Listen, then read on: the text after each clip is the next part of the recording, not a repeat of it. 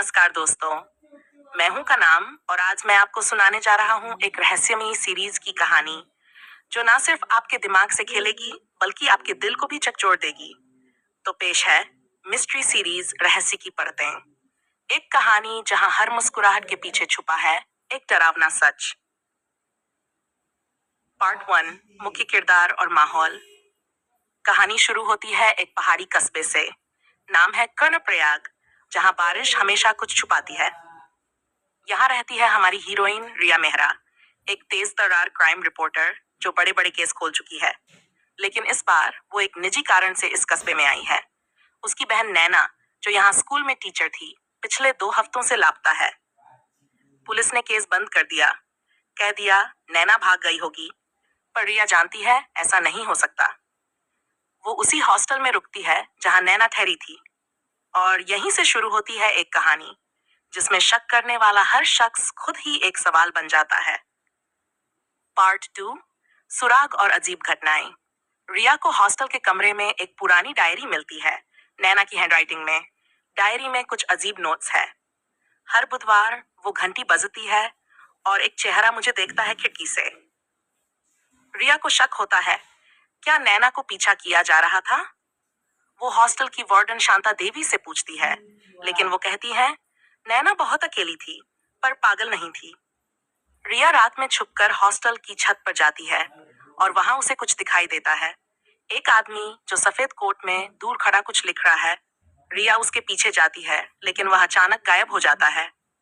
क्या ये उसका वहम था या कोई खेल चल रहा है?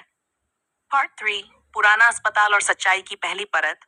रिया को पता चलता है कि उस कस्बे में एक पुराना मानसिक अस्पताल था जो इसी साल पहले बंद कर दिया गया था और अब उसका रिकॉर्ड भी मिटा दिया गया है। वो वहां जाती है और अंदर गुप्त अंधेरा है, लेकिन दीवारों पर कुछ चित्र बने हैं जो ठीक वैसे ही हैं जैसे नैना की डायरी में बने थे।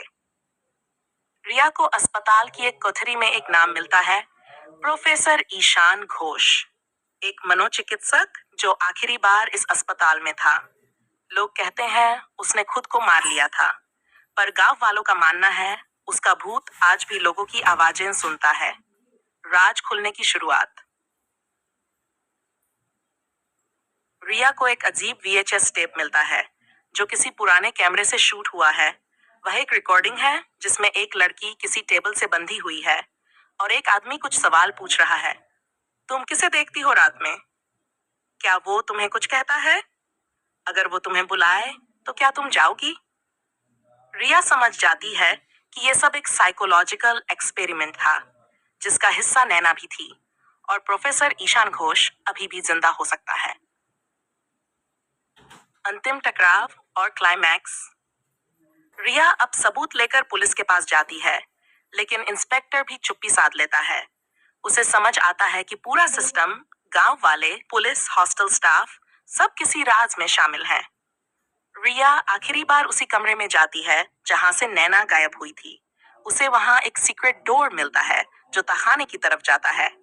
नीचे एक लेबोरेटरी जैसी जगह है जहां कंप्यूटर, मेडिकल डिवाइसेस और टेस्ट रिकॉर्ड्स हैं, और वहां एक चेयर पर बंधी मिलती है नैना। रिया नैना को छुड़ाती है, लेकिन तभी वहां आता है प्रोफेसर ईशान, अब एक पागल आदमी जो कहता है तुमने मेरे शोध को बर्बाद कर दिया, पर मैं हमेशा जिंदा रहूंगा तुम्हारे जहन में।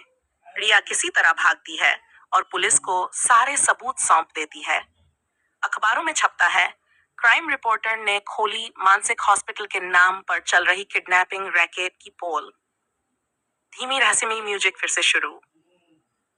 कहानी खत्म हो गई, पर डर नहीं, क्योंकि जब भी आप अकेले हों और खिड़की से कोई देख रहा हो, तो याद रखिए कुछ परतें आज भी खुलनी बाकी हैं।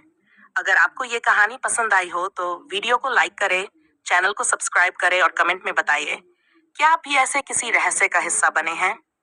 मिलते हैं अगली मिस्ट्री स्टोरी में, तब तक के लिए अलविदा और सतर्क रहिए।